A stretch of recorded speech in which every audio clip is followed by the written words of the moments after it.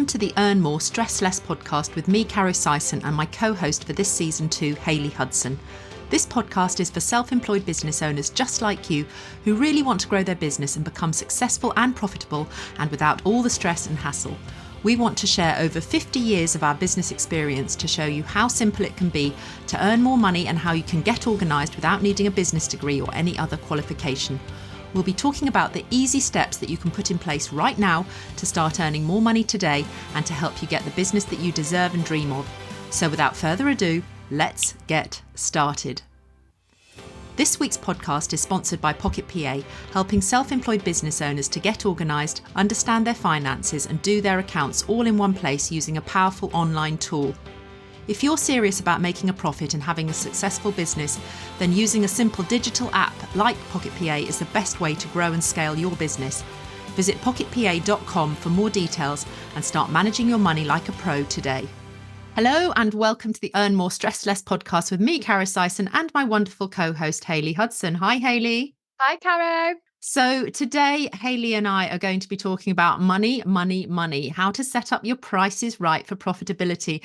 Now, I know for a lot of small business owners, pricing, money, percentages, decimal points, all those things can throw people into a bit of a frenzy. They feel anxious around it, but we cannot miss and afford not to talk about the money side of things with regards to pricing, because it's one of the fundamental things that can determine the success or not of your business. So as a solo business owner, when you haven't got staff to delegate, you're going to need to understand how to accurately price your services. It's essential for you to be able to maximize your revenue and ensuring your long-term sustainability of your business. So on this week's podcast, Hayley and I are going to talk about why setting the right prices matters, when and how to calculate costs effectively, and give you specific practical examples to guide you through the process. So whether you're just starting out or looking to refine your pricing strategy, hopefully this episode has got something in for everybody. So the amount that you charge for your product or your services, it's one of the most important influences on your income, your positioning, your branding, and the effect that it's going to have on the people that you're trying to attract. And pricing isn't just a random pluck of numbers. It might seem like it when you get started. Oh, I fancy charging this amount or whatever. But that random pluck of numbers that you allocate to your services from thin air shouldn't be like that. It's vital that you give it some real consideration before you settle on your price tag, as it's going to determine a lot of other things in your businesses that are going to flow on from the prices that you choose. So let's dive into that a bit more deeply. There are two trains of thought really around pricing when you begin, and you might be conflicted at the start of knowing which way to go. Obviously, you want to earn the most amount of money, especially when you see others in your industry charging big bucks. You know that that would be your absolute dream to have that sort of income paid for what you love doing.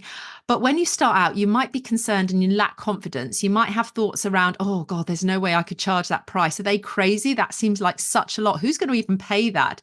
This could be down to one of your own money blocks. And in my book, Boss Your New Small Business, I talk a lot about mindset and having the confidence to price correctly. So in the early stages, you might lack that confidence in yourself and in your ability to charge those high ticket prices. That's perfectly understandable.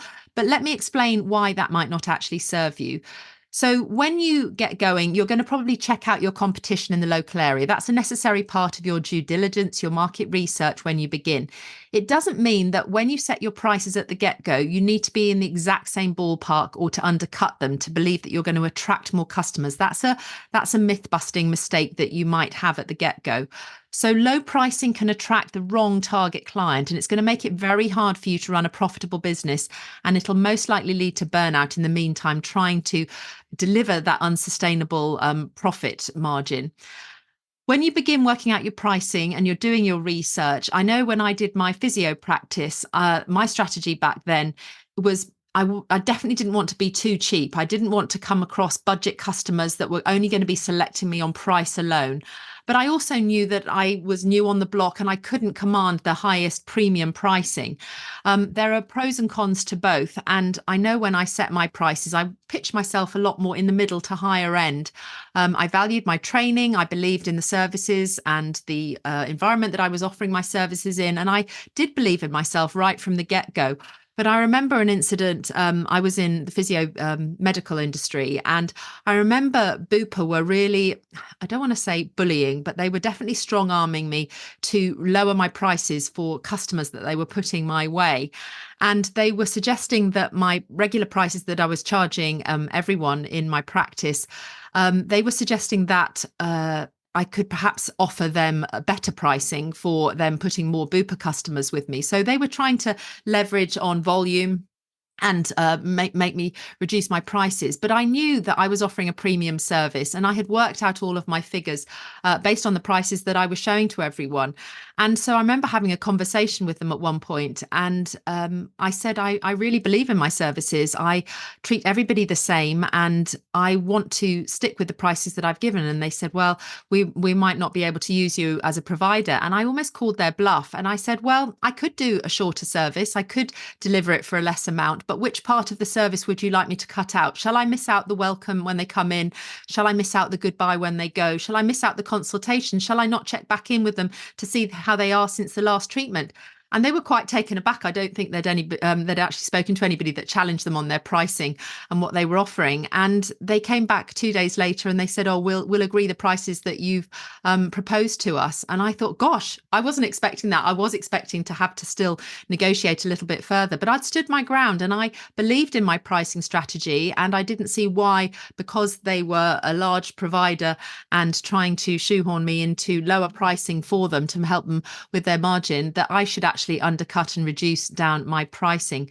So yeah, you do your research at the beginning when you get going. But Hayley, what's your suggestions for people when they're starting out? Where do they get going with their pricing strategy? Well, first of all, I want to say well done you for challenging Bupa.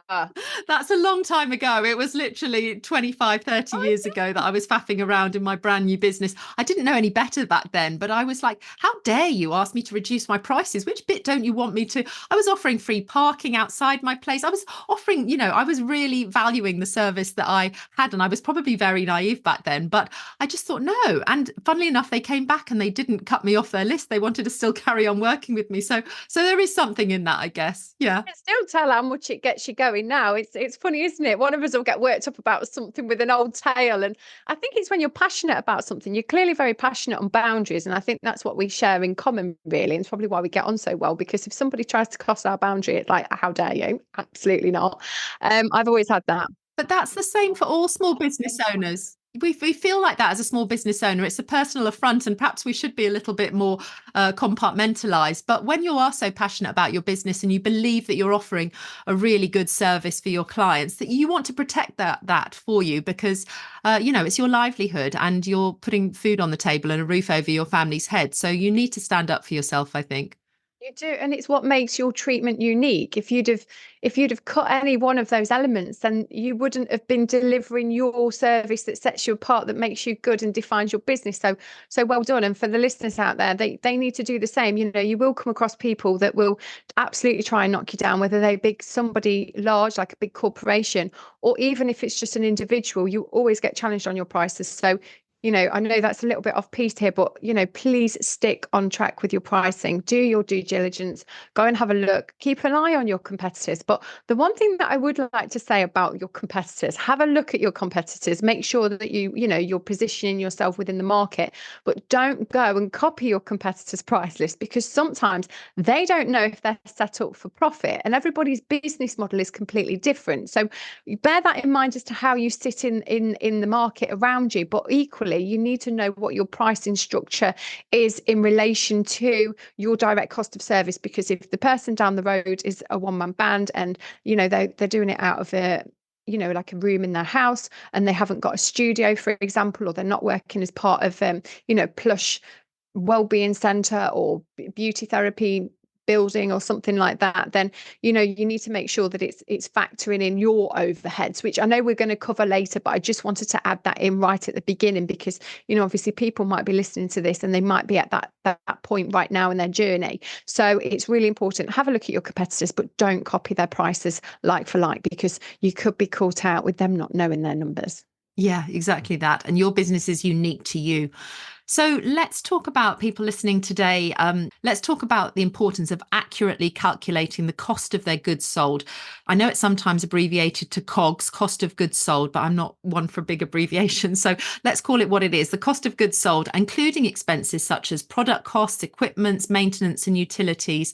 I think we need to factor in overhead expenses like rent, insurance, marketing, professional fees, subscriptions when we're determining the overall cost of running your business, because these are direct costs to your business that you have to have. Their fixed costs often every single month that you have to pay. There might be annual costs like insurance and that sort of thing. So how do you work out when you're in your business, Hayley, calculating these cost of goods and services and overheads expenses? Do you use spreadsheets or accounting software, or what are your tips on this? Yeah, I use a spreadsheet. So it's really important to get the costs right, because you can be making a lot of money, but it doesn't mean that you're making a lot of profit. So a lot of people talk about big turnovers, and a lot of them are just vanity metrics, especially online nowadays. I talk about, it's not about what you make, it's about what you keep. And people don't have that eye on what's going out, because people get all caught up in, oh, I've got a 6-figure business, I've got a 7-figure business, I've got over 100,000 or even over £1 million, but that's turnover. And as you say, what is the saying? It's turnover is vanity, profit is sanity. That's what people say. And I think we need to keep our eye on the ball, because it doesn't matter how much you make, it's about how much you keep, because you could have opposite and equal expenses going out, because you've got so many overheads to run that business to be able to make that money. So what are your tips here on that? Well, as we were just saying, it's really important to keep an eye on things. Make sure you do your spreadsheets, so you know your numbers. More importantly, update your spreadsheets often. In fact, doing this episode, I actually need to revisit my own. I do them regularly, but it's just reminded me that that's coming up. So even, for me, and I know for yourself, schedule it in. I mean, really, you should be keeping an eye on that every month. I mean, some smaller business might do it weekly, to keep an eye on their cash flow. But obviously, if you've got a larger business, it might be that you can push it back. But especially with things changing at the moment with, utilities and things are going up quite frequently at the moment, I'm liking to keep a little bit of a closer look on things. So I think, that's important. And Pocket PA has got a profit dial, so it keeps track of everything that you've got coming in and everything that you've got going out, and it tells you what the net amount is left for you, and that shows all in colour on one single profit dial. And that's one of the most favourite features that Pocket PA users love, being able to see in real time exactly what money is left for them. That's perfect. That is amazing. And, people should get that. Do you do like a big version when you've got multiple businesses and spinning lots of plates? Can you develop a new one just for me, please, Caro? I want that dial. Yeah, just for solo business owners, I'm afraid. Yeah. But everybody should have a dial. Everybody should have a way that they understand, because looking down your bank statement and seeing the net position of your business and keeping your fingers crossed that there's going to be a positive balance at the bottom of your bank statement once a month is not a way to be managing your business. You cannot manage what you don't measure. So it's really important. And that coloured profit dial in Pocket PA is one of the most important aspects that you need to understand the financial health of your business. So going back to cost of goods. It's also sexier than a spreadsheet, isn't it? A dial. Who doesn't want to look at a dial? It's a lot better than looking at a boring grey spreadsheet. So my life's full of boring grey spreadsheets, although my accountant tells me off because I colour code everything and it looks like a bloody rainbow. And he's like, what have you done? I'm like, it makes me happy. Colour is so important. That's why, we connect colour. For a lot of neurodivergent people like myself and many of my Pocket PA users, we love to match a colour with some metric as well, because it means something more. We can connect with it. And who doesn't love business in colour? Definitely. Exactly. Business in colour. So just going back to the cost of goods, what light can you shed on that for us, Hayley? Okay, so yes, sorry, we went off on tangent there, didn't we? That's not like us. So in basic terms, the cost of service is everything that you have to spend your money on to be able to deliver the treatment. So that can be anything from the premises that you work from, your rent, your utilities, any cleaning service, even your window cleaner. Think about your phone costs, internet, booking software, insurances, licenses. You've talked about subscriptions, even magazines, if people are still doing magazines, or even digital magazines, or even how you play music. Make sure you factor in things like advertising, websites, marketing, even the loo roll, teas, coffees, literally everything, the cups that you serve the drinks in. Think about every single aspect of what you need to deliver that service. That's even before we get down to the products needed to deliver the service, the actual treatment that you're giving. And even your accountant is a cost. So you want to be factoring in everything. So get all this down on a spreadsheet. You can then divide the cost down by the hours that you work, and then you can calculate your break even figure per hour, which then gives you a number to work out your cost per treatment, which factors in the time cost and the amount of product used, so you can understand how much you need to charge for the service to be actually profitable. I know that's quite a lot of information there, but if you break it down quite simply, then I personally, if I'm doing it, when I first started out in a very, very basic way, I would literally just get the cost of service, how much I wanted to earn, and then I would work out how long a treatment took. So my treatments always were able to break down into 15-minute increments. So all I needed to work out was how much every 15 minutes cost, essentially. And then any treatment in my menu could be scaled up or scaled down. So for example, if I got a 45-minute treatment, I knew that would be 3 times the 15-minute block. Does that make sense? I know this is a little bit of a confusing topic. I think it's very difficult to get it across on a podcast sometimes without it feeling like a lot of information. I personally am a lot more visual. Yeah, a lot of our I'm a bit better. A lot of our listeners might be visual learners. Yes. And so that's another aspect in Pocket PA. We have got something when you've got your list of all your services, when you've entered them in, one of the columns will actually show your productivity rate per hour. So regardless of whether you're delivering a 10-minute, 15-minute, 20-minute, half an hour service, it will work it out so that you have a comparable, you're comparing apples with apples on your productivity rate per hour. So once you have got all your services entered in, say, for example, your average is around the £45 per hour or whatever that metric might be for your industry, you can then have a look and see all of the services that you're delivering that are above that 45 per hour, and then all of the services that you have got which are actually working out at less than £45 per hour. And you can have a look if there are a lot of services under that £45 per hour.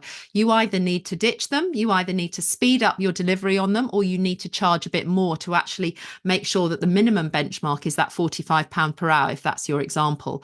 But you often don't, if you just have everything in a paper diary and you just know your price list or whatever, you might not have actually done that analysis to understand what your average productivity rate per hour is and what it averages out over all of your services. And for any of your services which have very high productivity rate per hour, which are well above that benchmark, you obviously need to be upselling and doing a lot more of those, because those are your really profitable ones. I know for Megan, her brow tinting and lash tinting, that sort of thing, it just takes a short amount of time, but it has quite a good cost associated to it. So you should be thinking on those sorts of services, where can I add that on as an upsell to any of the other services that I'm delivering? Because those small things that you can do on a regular basis can actually really make a big difference in your bottom line. Does that sound familiar to you, your productivity rate per hour, Hayley? Is that something you're familiar with and talk about with your clients? Yes, definitely. And as you were just saying, sometimes it's the smaller services that you don't think are going to be giving you the big wins that absolutely bring it home for you. So I think to simplify it for the listeners, because a lot of them start out feeling afraid to admit that they don't understand some of the business terms and the language, especially like with the percentages. I know we've spoken earlier about percentages and how much your profit percentages and things like that. I think it can feel a bit intimidating. So just so you've got a starting point, once you know your cost of your service, determine what the salary is that you need to earn each year and break that down into an hourly figure. As you were saying in Pocket PA, it does that beautifully for you. And then you can work out how much of your time goes into the service. But if you're not doing that, you have no idea what it is that you're doing. You're just driving down the road with the lights off in your car, essentially. You don't know. You might be pushing these services that you think are making you loads of money, like we were saying with the vanity metrics. You could be going, oh, I've done 50 grand this year, but actually you might have only done £16,000 profit. So you might be going to work all year for £16,000 a year and you think you're doing 50 grand. I've actually met those people. I've met a lot of people like that. unfortunately. But thank God they found me, because I've been able to say, look, very, very quickly in just a simple session, this is where you're losing money. These are the services that you need to move forward with, and turn their business around essentially, well, in an afternoon. And it's perhaps took them a week to implement it all. And then they've gone on and actually earned the money that they thought they were earning. And I think in hair and beauty, especially, and I don't want to generalize the industry that I feel so passionate about, but a lot of us have gone into hair and beauty because we were told by schools that we weren't good enough to do this, or we weren't good enough to do that. We might not have been very good at maths, or, like you've said, we might be neurodivergent, and it can feel really, really overwhelming. But, I mean, I don't know. I feel a little bit nervous to admit it, but for many years in business, I didn't understand a lot of the accountant's terms, the percentages and things. And even now I have to kind of think about it. You can get a very, very long way in business even if you don't understand the terminology for it, as long as you understand what it is that you're trying to do. And you know how to create the profit, you know how to look for profit. And like we've explained it really simply, even if you don't know the abbreviation, don't feel bamboozled when you sat in those meetings with your accountant. As long as you're in profit, as long as you're doing well. For years I sat in the meetings and my accountant's going, oh, you're at 85% this and you're at such and such percent that. And I was like, does that mean I'm making money then? I had no idea. In the early days, they were absolutely singing my praises and I was doing really well. And I could see I got money in the bank and I was making investments. I was doing well, but I didn't got a clue what all these percentages mean. I mean, I do know what they mean now, but back then I hadn't got a clue, but I understood it. But don't be afraid to ask your accountant. The onus is on them to explain things in simple terms. You're paying them. That's the arrangement that you've got. Yes, they're working out your sums and overall tax liability, but you should be asking them questions on anything that you don't understand, and you should never feel less than or smaller, that you are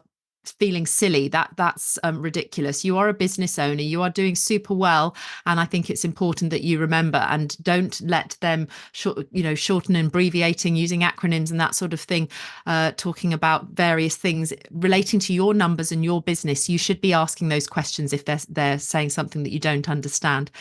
And bringing it back round to sort of the pricing strategy, I think it's important that Hayley and I touched today on value-based pricing strategies and how you can implement that. And one of the best ways that I use to explain this, it's in my book, Boss Your New Small Business, in chapter 5. And I talk about, are you charging enough? So I give an example about a single bottle of water. It keeps it super simple. So you've got a bottle of water and it's at the supermarket, it'll cost £1. If you bought that from the corner shop, they'll probably be charging £2. If you go into a restaurant, on their price list, it may show, well, at £3.50. If you're on a plane on EasyJet or BA or something like that, and you have to buy some water and you want a bottle, it's probably going to cost £5. And God forbid you're doing the Marathon des Sables and you're in the Sahara Desert and there's a little pop-up store, they're probably going to be charging you 20 quid, but it's still going to have buyers. So that bottle of water, it's got the same amount of water in it, it's the same taste, it's the same size wherever it's sold. It's just the location and the situation that are changing. And each place gives that bottle of water a different price. However, it's still bought and paid for because the price is related directly to the value that the customer places on the water in that location. And as we said before on podcast, price is only one factor as to why your ideal client is going to pick you. So don't change who you are or what you're doing to attract your clients. Instead, change the places and position yourself where you can find the people that will pay for your value. Find people who look at you as though you're the £20 bottle of water, worthy of that value of water in the Sahara. And as a small business boss owner, you need to first apply this to yourself and then to your business. So if you're selling a product or a service at £5 to those supermarket customers who expect a £1 bottle of water, they're going to create a negative space around your business. They're going to feel agitated by your prices. They're going to break down the basic worth of the water. So don't change your business, change your audience, find your people. Where are they? And one valuable pricing secret lies in effectively advertising and marketing your services or products to your ideal clients and target audience who've got the means to be able to afford the prices that you need to charge to run your business. And timing plays a vital role in optimizing your offer to match the prices that you charge with the clients that you want to attract. So if you're trying to sell to an audience that lacks the financial capacity, they don't have the budget and the money, and they can only afford a considerably low cost, then it's pointless you trying to market your service to those people. They're not going to be able to afford it. And so your strategy requires excessively high sales volume or an exhaustive workload to be able to sustain your business's income. And that's not a good way forwards. So it's important that you align your pricing strategy, and you attract the right clients, the right marketing conditions, and then you can get a harmonious balance that benefits both you and your business and your target audience. Does that make sense, Hayley? Have you heard of sort of the water example before? Yes, I've heard of that. I've definitely heard of it quite a few times, dressed up in different outfits, but I've definitely heard of it. I think that's where specializing comes in as well. So there's a lot of people that are specializing in industry now. So whether it be that you want to specialize in skin and a certain result, or you want to specialize in a certain type of color, or blonding, or curly cuts, or whatever it is. So if you're specializing in something, then you're attracting those clients that are already seeing that service as a point of value, and they're willing to spend more money on getting somebody who has got more industry experience or expertise, or perhaps have invested in some more training. So I think that's one way of tapping into that. And you can also charge more for like even things like quick services. If you want to get like an express menu for busy working mums who want to pop in for something on their lunch break, and you do it in half the time or something like that, if it's possible. Or, I know that some of the colours now have got 10-minute development times. You can charge a premium for that. There's so many people who don't want to sit in the salon all day. Even emergency appointments. I've heard of people reserving certain appointments each week so that people can ring up and pay a premium price to be seen that week or even that day. And yeah, I'm charging quite a lot for that service actually. And even just, on a smaller scale, just unsociable or peak times carrying a higher price tag, which I know we've covered before as well. But, just finding something that sets you apart from your competitor really, and enables you to be able to just charge that little bit extra. But there's no good just whacking on a high price tag if you're not actually delivering something extra, because people will see right through it. So you do have to make sure that, it is aligned and it is ethical, and you make sure that they're actually getting something of value in return. And I think recently we've seen a push, certainly in the nail industry, where they had a single day where all of the nail industry were encouraged to review and look at their prices and potentially put them up if they weren't in line with what the industry should be charging. So I think it's important that we recognise that we need to regularly review and adjust your prices to reflect changes in the costs, market conditions, business performance. We've had a cost of living crisis for the last little while. So everything has been going up. So people are expecting to pay more. The cost of the goods and the items that you're bringing in for your business have all increased, utility bills, that sort of stuff. So definitely schedule regular reviews, such as quarterly or annually, and consider those factors such as inflation, supplier price increases, changes in consumer habits on their spending.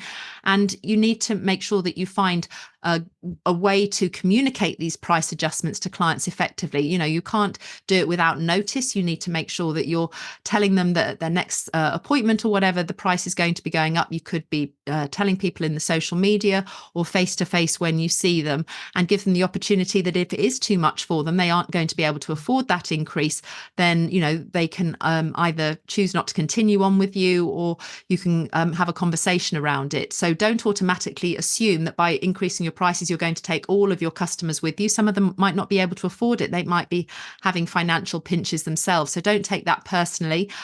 We all have to manage our own budgets, and it's important that we do that. But make sure that you communicate any price adjustments to your clients ahead of time, and just reinforce and remind them about the value that they receive. We talked about CPD last week, and extra learning and courses, and keeping up with training and that sort of thing. So make sure your clients know about those things that you're doing to make sure that you're staying current and ahead of the curve. So Hayley, what did you do when prices started to rise? Did you immediately have a knee-jerk reaction to increase your prices, or did you sort of give it some considered thought and reflect on it and give incremental price increases? When COVID hit and we were closed for, I think in total we were closed for about 8 months, I did a price increase immediately before I even had a chance to look at the numbers as much, in great depth. I mean, I looked at them a little bit, but it was all very much hand on deck. I was trying to do policies and everything. I did a knee jerk a flat percentage across the board, whilst it bought me time to then actually get a grip with the numbers and find out what the cost had actually gone up to, because obviously we hadn't been trading. So, we'd only done initial orders, things were fluctuating all the time. So I just did a quite a large price increase and just went for it. And then, like I say, then looked at things in more detail afterwards. I think, but as an ongoing strategy, I wouldn't advise that unless you were in COVID. I think we all were adopting extreme strategies, weren't we, when that hit? But I think it's normal. I think you've got to review them regularly. I think in the salon, we definitely review them as standard every 6 months. We always have done. I think there's a lot of salons that get into an annual price increase rut. And I think you have to be really careful of that, because if things go up and you've not spotted it in time, then you're actually making a loss. And that could put your security at risk. It might mean that you end up closing in the future, or, going out of business, or having to take on a part-time job. So I think it's really important that you keep on top of these things, because as we've said before, it's no good having the vanity metrics. Every time there's a price increase, it's eating in at your profit. It's, if you see it, if you have a mindset shift and think every time something goes up, your business isn't paying for that, because it directly comes out of your profit, because what's left in the pot is your money. So I think once you've figured that out, it makes you a little bit more inclined to keep an eye on the prices. Yeah, exactly that. And also, I think you need to increase your profitability. You can offer add-on services or enhancements that provide additional value to the customers. So you can upsell things that you're already offering. Those can be complimentary treatments, upgrades, or personalized consultations tailored to clients' individual needs. You like a good upsell, don't you, Hayley? I love a good upsell. Retail is the ultimate one. I mean, I'm all for a good treatment as well. Anything that takes a very small amount of time and a small amount of profit. But retail is fantastic because it's not limited by the hours that you work. So there's many who will say that retail is dead, but I proved my team wrong before Christmas. Actually, I had to go in there and do some emergency cover because one of our stylists was very sick. And it was 3 weeks before Christmas, and we didn't have the capacity to move them onto another team member. So I had to get back in there, go back in the trenches and pick up my scissors. So, and I did. And I actually did 4 times the target that they were all struggling to hit. And these weren't my clients. Some of them didn't even know who I was. They were like, "Oh, are you a new stylist?" I was like, "Well, actually, I'm an owner." But because I work so much on the business, some of them hadn't come across me. So I even sold a product the other day. I went in to deliver some training on rebooking and retail. Actually, it was really funny. And this lady popped in, and I upsold her some extra products, and she was just like, "Okay, so that was." So you actually do what you say you do then, because this was quite a new team member. And I was just like, yeah, I can't help myself but sell things when I go in. But I think, if you've got there's a process behind it, I mean, I teach this framework, so, I'm going to be a little bit guarded as to how much detail I go into, but retail is absolutely not dead. It is very simple, very easy. What I always say, and I don't know who I worked with a long time ago, and they said something, and they said, clients don't want to be sold to, but they do want to buy. And that's always stuck with me, because they do. Clients want to buy. If you just had your hair cut, you want the product. If you've just had a facial, you want to know what they're using, you want the results. And so many people just go, yes, so you're watching, I don't know, Love Island or whatever, and they're talking about something else. The client doesn't want to talk about Love Island. They want to talk about how they can look 15 years younger. So if you're, They might want to talk about both. well, yeah, okay, we want to talk about both, but at least talk about the skincare. It's not about coming from a position of you need to buy the skincare or you need to buy the shampoo. It's just talking about it, popping it in at various stages through the process. But yeah, it absolutely isn't dead. So I love retail. Retail is really, really powerful. So if you're out there thinking, oh, I don't sell anything, your clients would buy something if they trust you, they know you, they like you, and they want to get the results. They absolutely will be there to buy the retail. So don't be afraid don't be afraid to go in there with a recommendation. And we always know the endorphin rush you get when you've just purchased something. It feels great because you're all excited. So yes, don't underestimate that.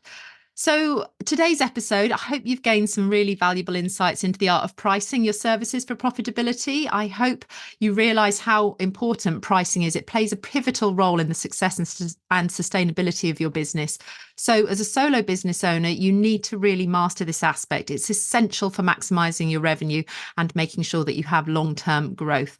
So, Hayley and I discussed why setting the right prices matter, the importance of calculating your costs effectively, and we've hopefully given you some practical examples to guide you through the process. Thank you so much for tuning into this week's podcast of Earn More, Stress Less. We hope you've enjoyed the expert tips. We will catch up with you again very soon. Until then, have a great week. See you next time. Thank you so much for listening today to the Earn More, Stress Less podcast with me, Caro Syson, and my co-host, Hayley Hudson. If you've enjoyed this week's episode, then do hit subscribe so we can catch up again soon. And please kindly leave a review if you've got a moment and share with anyone else that you think this podcast could help on their self-employed journey.